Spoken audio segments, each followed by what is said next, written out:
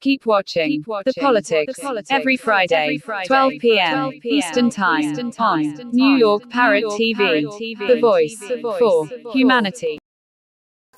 Welcome to Talking Politics. I am Robert Press, the host of the show. I write for the Bronx Chronicle, as you can see by my press card from New York City.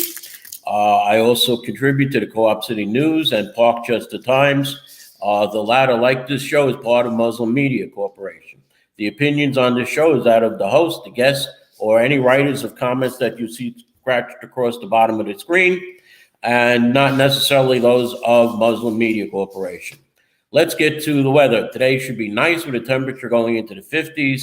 Saturday will also be nice going into the 50s.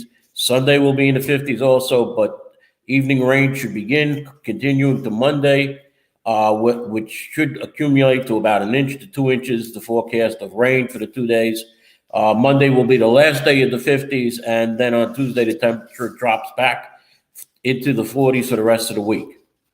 There's a lot to talk about, but let's get some local news. There was a 5-alarm fire through a row of Bronx businesses early Wednesday morning, leaving at least one person injured, requiring medical attention. The blaze broke out at Bunny's Deli, Cold Cut City at West 231st Street off Broadway in the Kingsbridge section just before 3:30 a.m., the FDNY said. If you know Cold Cut City, I've gone there many times in the past. They had the best sandwiches, best heroes, but it appears that the owner sold, and could be that the new owner wasn't doing that well. It's been, the 7 businesses right next to it, or 6 businesses next to it, have been gutted by the blaze or sustained water damage from the firefighting efforts, which include a meat store, a seafood market, pizzeria, flower store, cleaning company, barbershop, and tax preparation business. There's people that say that the fire was ignited in the kitchen in the back of the deli. There was a party that took place in the Tuesday evening. There was no immediate word from the FDNY on the cause of the fire. 200 firefighters and EMS workers responded to the scene. The number 1 train skipped West 231st Street stop and 238th in both directions as the FDNY continued to battle the fire. Also this week, we had a Bronx apartment building that partially collapsed, leaving a harrowing skeleton of a structure, but miraculously sparing any serious injuries.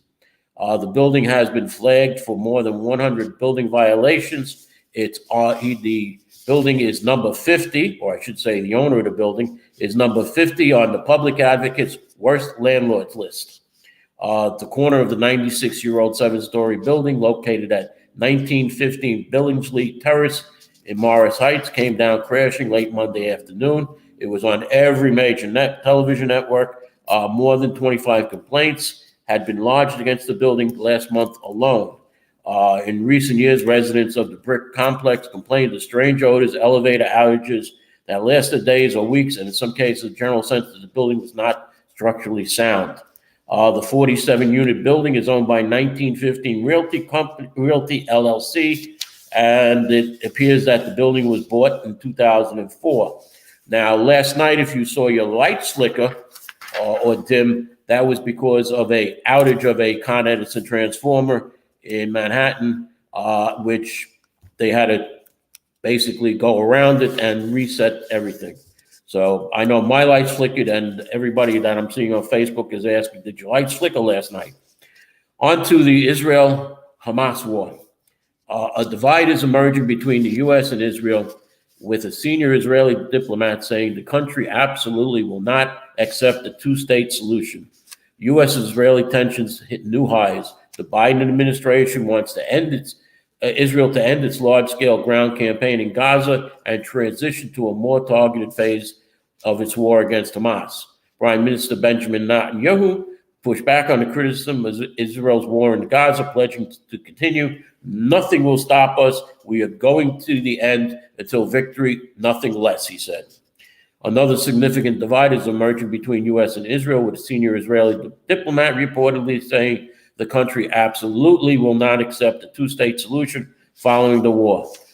Meanwhile, more than 18,000 Palestinians have been killed, with 70% of them women and children, according to the territory's health officials.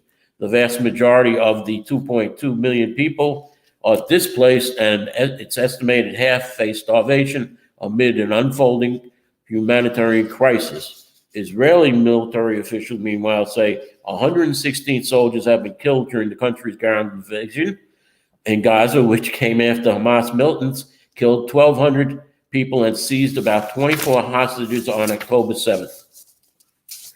Moving on to what's happening in the House.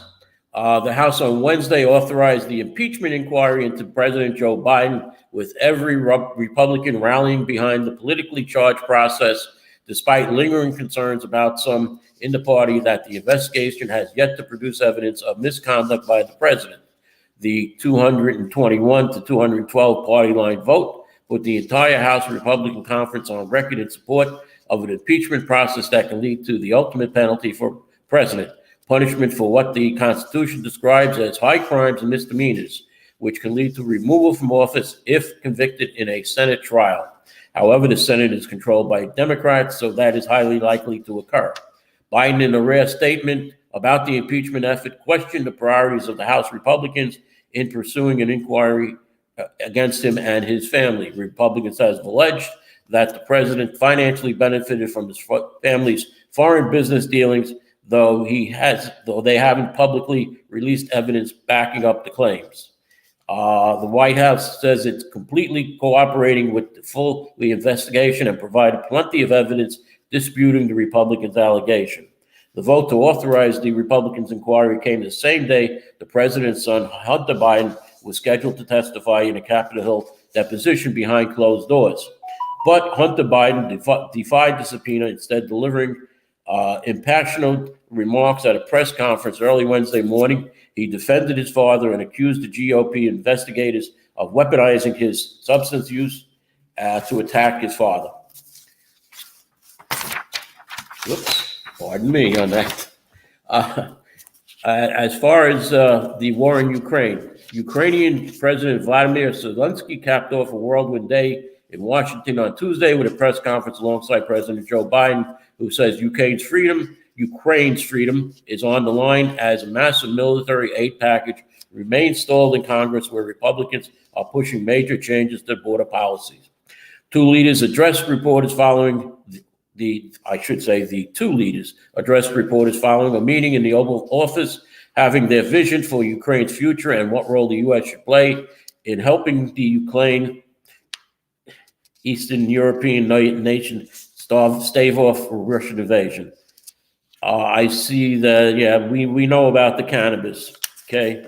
And they didn't have the camera on for the whole meeting. We'll continue on that later. I'll talk about the cannabis.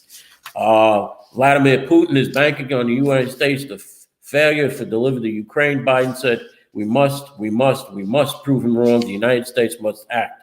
Biden also had this message for Zelensky: Mr. President, I will not walk away from the Ukraine, and neither will the American people. Zelensky thanked the U.S. for its support and said together the two nations can strengthen democracy's arsenal. Something that was just ruled by the New York State Court of Appeals is that the Independent Redistricting Committee can have another try in drawing the state's congressional lines, a significant decision that will upend current races for Congress in the state and could have a major pivotal impact on 2024 for control of the United States House of Representatives, where Republicans hold a razor-thin majority thanks in part to a string of GOP victories in New York in 2022. In a 4-3 decision, the court decided that the commission failed to discharge its constitutional duty and can reconvene and submit new House maps to the state legislature for approval by February 28, 2024. As the 2014 constitutional amendment stipulates, if the commission doesn't submit maps to the legislature by a certain deadline, the legislature will draw the maps themselves, as they did in 2020 before they were challenged. Ken Jenkins, the chair of the redistricting committee, says he is pleased with the Court of Appeals decision and looks forward to getting back to work with our colleagues as soon as possible to ensure New York voters receive the benefits of the historic redistricting reforms they voted for in 2014. These lines were drawn when Republicans went to court and a special master was appointed, and he drew maps that had consequential outcomes in the 2022 midterm elections.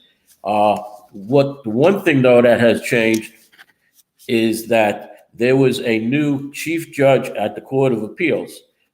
Former Judge Janet Defoe announced she would step down from the bench. The deciding vote, the Defoe before, wrote the majority opinion in the case, which angered the state's progressives.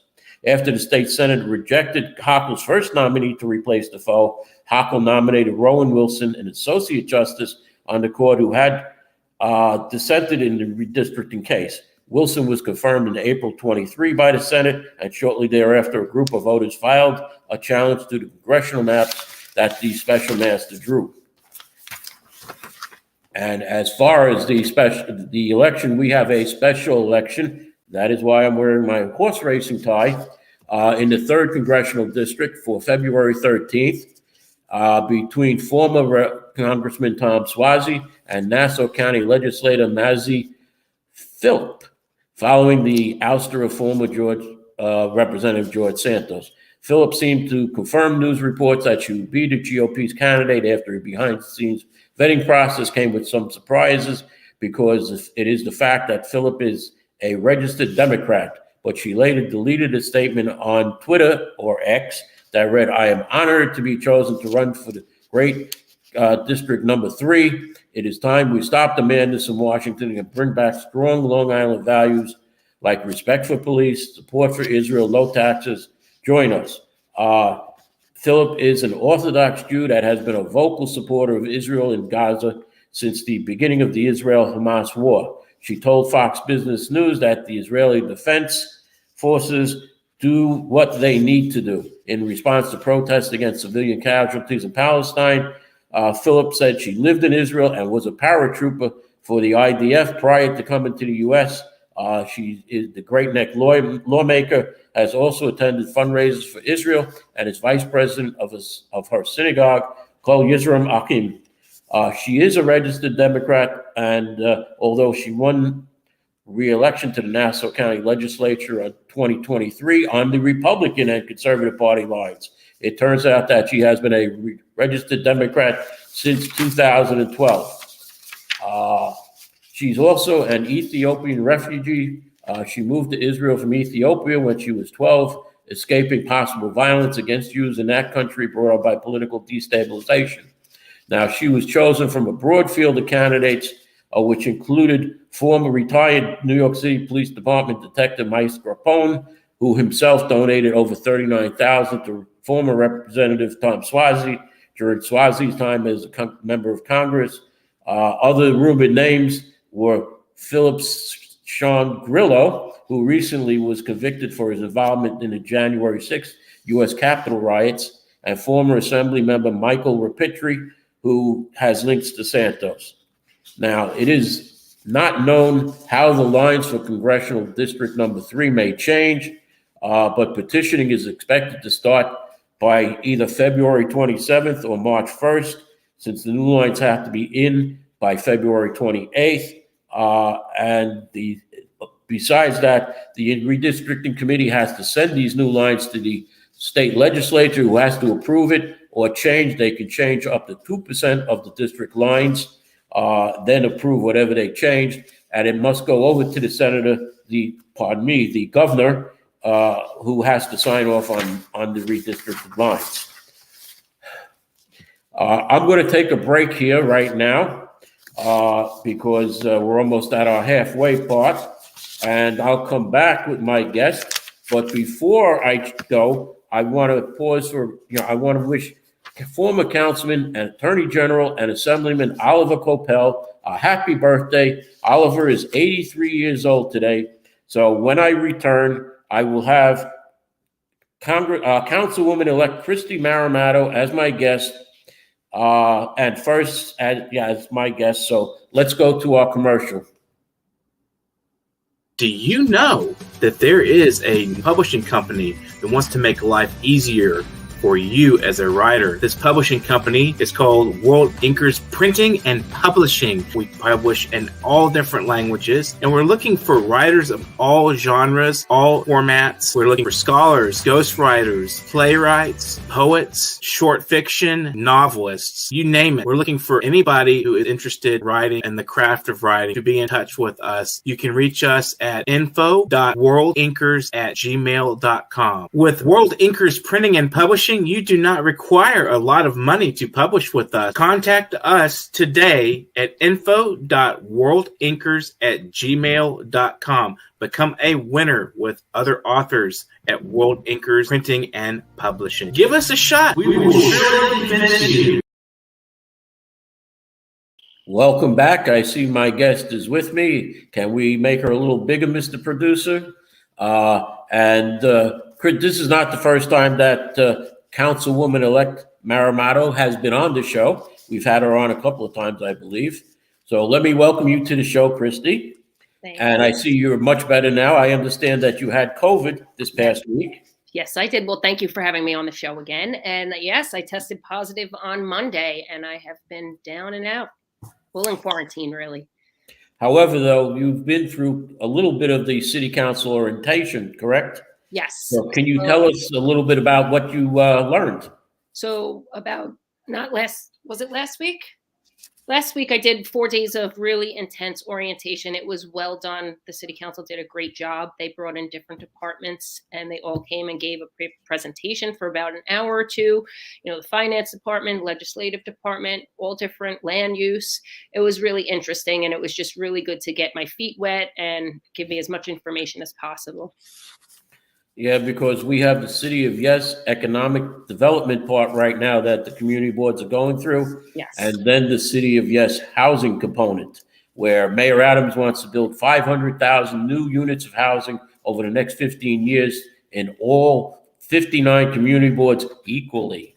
Now, I know you had a representative and she spoke at the Just Home hearing on Wednesday. Do you have anything to say about that? Because I understand it is going to the city council next year in January or later. So let's hear what you have to say. So my representative was April Cardano, who will be my chief of staff. So I want everybody to get to know her as soon as possible. And as far as the process is concerned, from my understanding, is Jacoby will vote on it. Their board will vote on it next month. And then probably at some point through 2024, they will put it into city council. I still am in the process of learning all the details, and I have to be sat down and briefed on the process and how it goes about and what we can do about it. We have a lot of projects actually coming our way with land use, so I feel like I'm going to be sitting down with them a lot over the next 2 years. So it'll be interesting. Yes, this is the City of Yes. Now, you're going to have to find an office, I understand. But where will your office be, meanwhile? Will it be in the old councilwoman's office? It will be in Councilmember Velasquez's current office until they approve, or I can find a location that they approve of and they'll let me move into. And I'm sure that'll still take time once I do find a location. I'm not sure exactly where I'm going to go yet, but I will be on Tremont in her office and with the same phone number, I assume. And yeah, that's where you could catch me. But I will make sure that we remove the sign in the front of the office. Yes, it still says Councilman Jimmy Vaca on there. So make sure you put Councilwoman Christy Maramato. We have a question from one of our viewers about congestion pricing. Do you have an opinion on the congestion pricing? You know, it's unfortunate because as a council member, I have to travel into the city and I will not take the subway. It's going to take a very long time. And now I'm going to hit with a congestion pricing. And it's not fair for the people who want to take the subway into the city for their own fear of their own safety. Now, also, you're also going to be hit with the 2 Metro North stations that are in your district. Yes. Or I should say part of the Van Nest Parkchester station and the Morris Park station. And Mayor Adams wants to build 3,000 units of housing at each of those stations, which means your district would get 4,500 new units of housing. Yes. Any comments on that?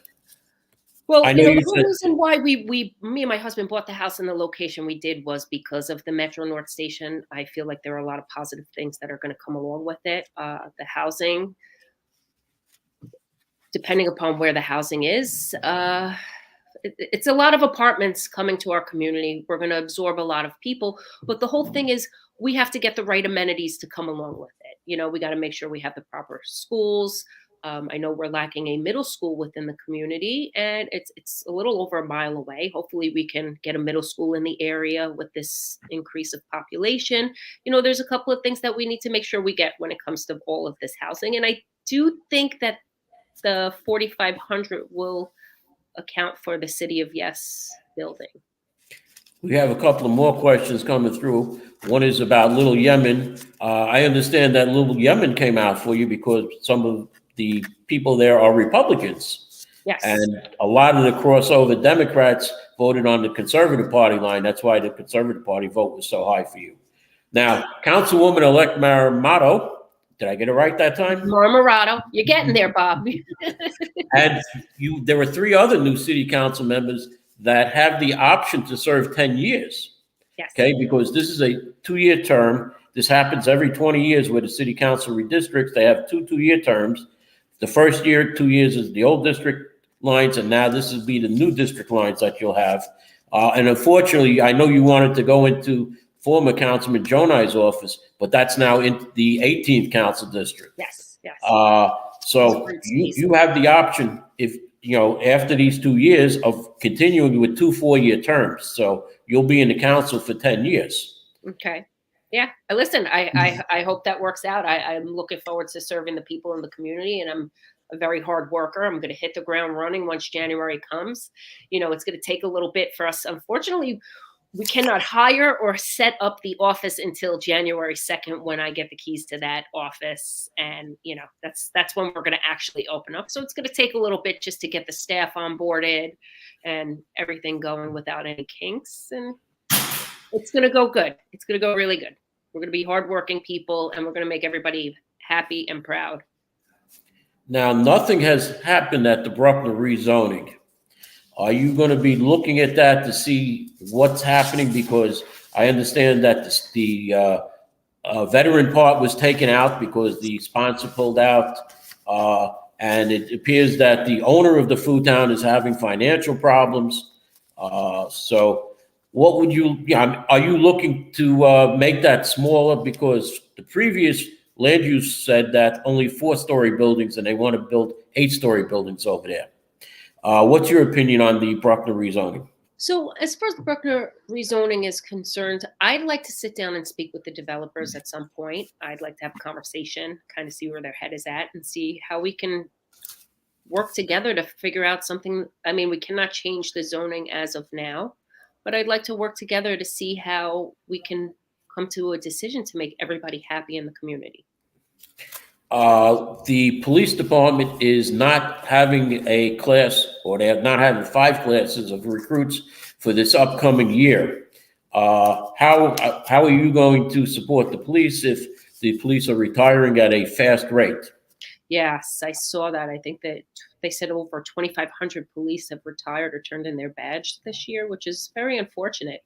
I don't know. I'd like to come up with solutions. I want to be a part of the solution, and I don't know how to do that as of yet. It's going to take time. I need to sit down with both captains of each precinct and see how I can personally support them in my role. We had a question from one of our viewers, Kevin Diola, asking if you're going to take the subway to City Hall or drive. So here's the thing. I had to drive to City Hall last week for the orientation. And it took me an hour and a half just to get downtown each way, and then an hour and a half coming back. And it's a lot. There was a lot of traffic. I know it's the holidays. I know it's congested. Like I said, I personally am not comfortable taking the subway. The last time I took the subway was 2019, November 2019. It wasn't terrible, but a lot's changed in those few years. And I don't think I'm comfortable taking the subway. I agree with you, because I had to take the subway to renew my press card in January of this year. And I went down on the express, which was fine, but coming back up, it was a local. And the problem that I see are the school students, when they get out of school, they just cause trouble. There's no programs for them. Right. As far as education goes, are you looking to try and get more schools? Because I know in the Morris Park area, the community board has been saying they're short middle school seats. Yes, we are short middle school seats. So I live in CB11. If my child were to go to school, middle school, her only option would be overcrowded PS 83, which is down Rhinelander on the other side of Morris Park, or I think 144, which is, I think, about a mile away, which is very far. And I would never be able to see my child walking over there. It's just a disaster to get over there. That's Pelham Gardens. Yeah, and it's really far. So we need to try to advocate for a middle school. I know that PS 108 has gone up to add an annex onto the school, and I would love to see that turn into a middle school as well, a K through 8 instead of a K through 5. As a former parent leader, I could tell you that every time a child changes schools, it affects them. Yes, so if they stay in the school for a longer period of time, they do much better. Right. There's been a question about Community Board 11. Yes. Okay, any comments about Community Board 11?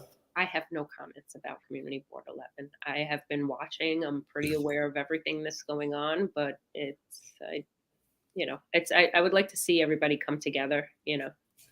No, I know, because while you nominate people to Community Board 11 and Community Board 10, it's the borough president who has the final say on who sits on that board. Yeah. Let's see, what else can we ask you? What is basically your first priority that you're going to do? Just get my office up and running. That's it. Just get everything going so we're set up as soon as possible. And there are a lot of events. Working on the budget. We have to start working on the budget. Will you be doing participatory budgeting or not? Yes. Okay. There's a lot of events coming up, and there's tree lightings that have been postponed because of rain. Yeah, that's unfortunate. But maybe that's good for you because we can see you at these tree lightings. And yeah. I went to the Christmas tree lighting of Van Ness last year, and they put on such a fabulous event. They did caroling. They had hot chocolate. They gave little light up necklaces to the kids, and the toys were really amazing. So my little one was very happy. Hopefully I feel well enough to go back again this year. All right. Well, let me thank you for coming on the show. Thank you. Thank you for having me. And let's hope that you can stay in the office for 10 years. I hope so too. And I wish you the best of luck. Thank you. Thank you so much. Have a good weekend, or I'll see you around. Yes, hopefully we'll see each other very soon. Okay. Let me close the show here right now and say to our viewers and thank Councilwoman-elect Maramato, or Mara Christie, for coming on the show, and say just have a good day. And I'm going to end the show right here. So thank you for viewing.